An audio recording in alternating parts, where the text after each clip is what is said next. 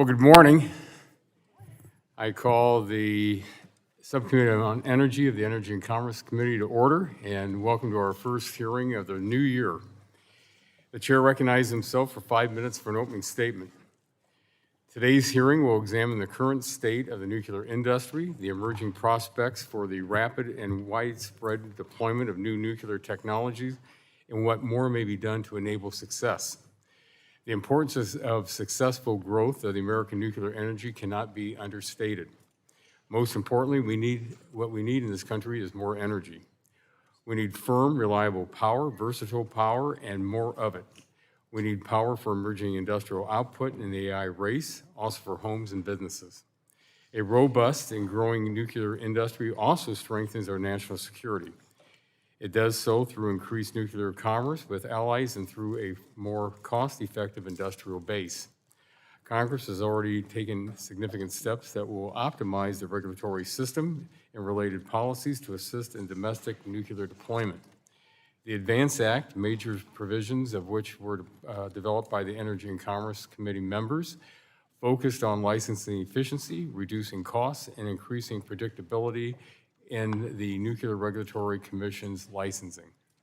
It also provided for improved coordination among agencies and increasing access to nuclear technology for our allies. It increased the abilities of allies to invest in American nuclear projects.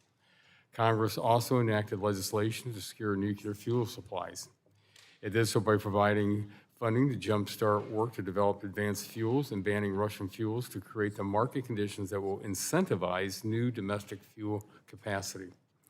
This legislative work builds upon other legislative measures concerning federal loan and credit programs, nuclear demonstrations, and technical support and long-term liability protections for nuclear reactors. Congress has established a strong framework for nuclear development for coming decades. How this is being implemented will be an important topic for this hearing.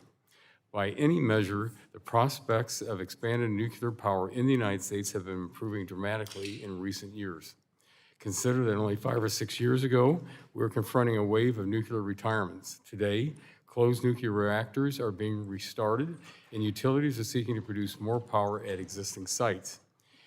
This Monday, NRC for the first time approved replacement of analog safety equipment with digital controls, which paves the way for modernizing safety controls across the fleet. This action, finally taken after years of regulatory churn, creates a template for other plans to seek NRC approval of digitization. There is growing interest in new builds for the large Westinghouse AP1000, the advanced light water reactor brought online at Plant Vogtle in Georgia. And a growing number of advanced nuclear technologies are moving into or through the licensing pipeline. Major new players, including manufacturers, are providing support and financing for new projects. The Trump administration, meanwhile, is also working to advance nuclear on a number of fronts. It is accelerating regulatory reforms consistent with the ADVANCE Act for more efficient, risk-informed licensing. It is working to bring in more foreign investment, accelerate innovative new technology demonstrations, and develop small reactors for military bases. How this is going and how it can work more effectively will also be a useful focus for this hearing. Our witnesses today will provide important perspective to help us assess what more may be necessary to ensure our success. Maria Korsnick, the president and CEO of the Nuclear Energy Institute, a nuclear engineer and former chief nuclear officer and plant operator, will offer the broad industry view for what is necessary advancing nuclear. John Williams, senior vice president of the Southern Nuclear Operating Company, among other experience overseeing nuclear operations, brings his perspective of having overseen the construction and operation of the first nuclear units in 30 years.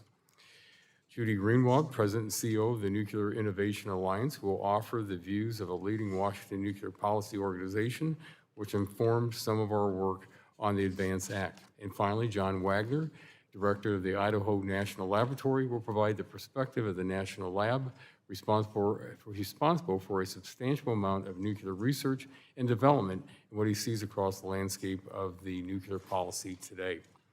The success of our work in Congress to advance durable nuclear deployment will depend on appropriate and efficient regulatory decisions, dependable supply chains and fuels, predictable construction and deployment costs, and of course, market demand.